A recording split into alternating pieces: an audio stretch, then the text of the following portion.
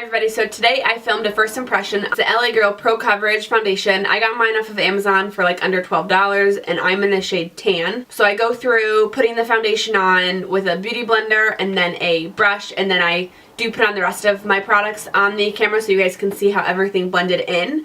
But don't forget to follow me here on YouTube. Hit that little bell button that is right next to the subscribe button. That way you guys get notified of every time I upload a new video. My social media handle should be somewhere here. Yes, I did get a new backdrop. I think it's kind of cool. I wanted something that was kind of funky, so hopefully you guys like it. Don't forget to give this video a thumbs up if you like me doing first impressions, and if you have anything you want me to try out, leave it down below. Alright, now if you want to see my thoughts on this foundation, then just keep watching. The foundation that we're testing today is the LA Girl Pro Coverage HD High Definition Long Wear Illuminating Foundation. I'm in the shade Tan. Foundation just comes in a bottle like this. It does have a pump with it, and it is almost 1 ounce. It's 0.95 fluid ounces. Excuse me. I got mine off of Amazon for I think less than $12. We're going to try one side with a Real Technique sculpting brush and then the other side with a beauty blender just to see which side goes on a little bit better. And my skin type is a combination. I'm oily in my T-zone and I'm dry almost everywhere else. So let's go and try these out. I'm just going to take a Q-tip and kind of just dot on the foundation all over, and then we'll go and blend it in. We'll start with the beauty blender first, and mine is already wet. I've had this for probably a month now, but I've just been waiting to film a video of first impressions with it before I actually tried it.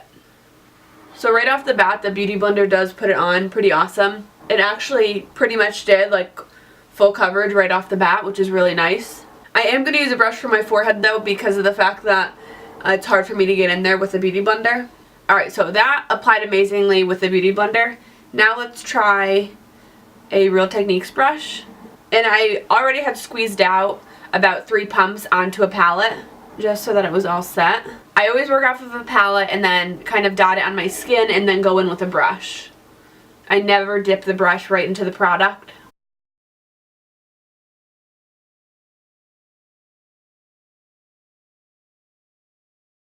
And the brush was the same thing. The brush really just blended it out flawlessly and to just about full coverage as well.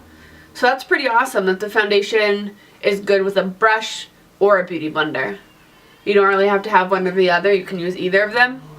And they did give like the same amount of coverage. I'm just going to go put foundation on my forehead, and then I'll be back to do the concealer and the rest of the face. Alright, so I'm back, and I absolutely love how this foundation looks all over my skin. In my dry areas, it doesn't look dry or crackly, but at the same time where I'm oily, it hasn't separated or anything, so that's fantastic. I absolutely just love that the finish that it's giving my skin. It has a really pretty, luminous, skin-like glow.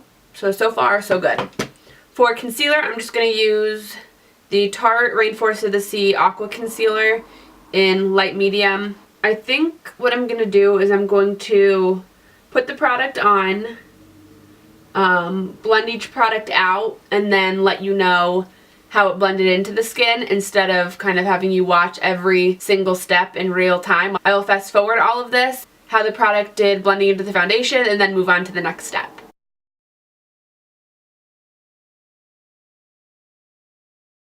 I have the concealer all blended out now, and the concealer totally blended in smoothly and flawlessly right into the foundation. I had no issue with it sticking to the foundation or trying to blend it out. It was totally perfect, so far so good. Now I'm going to go and use a Makeup Forever foundation stick, this guy, and I'm going to go and cream contour, and then I'll be right back to let you know how that blended in. So I just did a little bit of cream contour and bronzing, and I had no issues there either. It was the same thing as the concealer, just blended in really smooth. Now to set under my eyes, I'm going to use the RCMA No Color Powder, this guy right here, and just an e.l.f. brush. I'm just going to set right under my eyes. I'm also going to use this powder to set the top of my nose and anywhere else where I get really shiny quickly. To set the rest of my skin, I'm going to use MAC NC42 Studio Fix Powder with just a really fluffy brush, and that is just going to go on the rest of my skin. Now with the powder on top of the foundation, it looks so buttery smooth. Normally, by now, the foundation would have settled in my fine lines around my mouth and above my lip, and that has not happened yet. I'm totally loving how it looks on my skin. For bronzer, I'm going to use MAC Refined Golden and just an angled brush. And I'm going to use this to bronze up everywhere where we did the cream contour.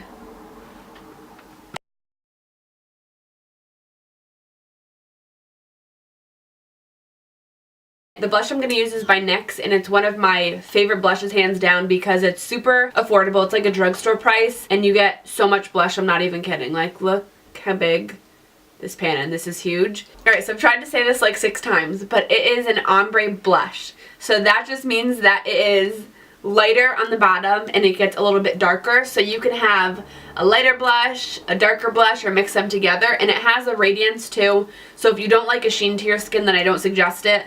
But I love a sheen, so I'm going to go a little crazy. Put that in the apples and then work my way back. Now I always do this step after I put my blush on. I go and I take the brush that I had the translucent powder on, and I'm just going to blend between the concealer or my highlight area and the blush so that they just blend smoothly into each other, because I hate having like a blush line right on top of my highlight area. Now it looks a little bit smoother. For my highlighter, I'm going to use Artist Couture Conceited and a like fan brush, and just put that on the high points of my cheeks, a little bit on my nose, forehead, and chin. And this highlighter, you can probably tell, is very dewy and glowy. It gives you that really dewy, like J-Lo skin. So for lips, I'm going to use MAC Spice Lipliner, Peachstock Lipstick, and then Jouer Skinny Dip Lip Topper. I'm going to go put those on, and then I'll be right back. Alright, so this is the completed look. I really like this foundation. It hasn't even settled in any of my fine lines that I have that are around my mouth area. Normally by now they would be totally visible and kind of look cracked. It hasn't done that, so I do give this foundation like an A+. And for the price of it, you do get a lot of foundation. Again, it's a 0.95 fluid ounce, and I got this for like under $12 on Amazon. And remember, it has a little bit more of a luminous finish, so if you don't like glow or radiance or even a little bit of shine to your skin, then I don't suggest it. But if you're somebody who likes a more luminous, illuminating, radiant foundation, then definitely give it a try. Everything that I used will be linked down below. Thank you so much for watching, and I'll see you guys in my next video.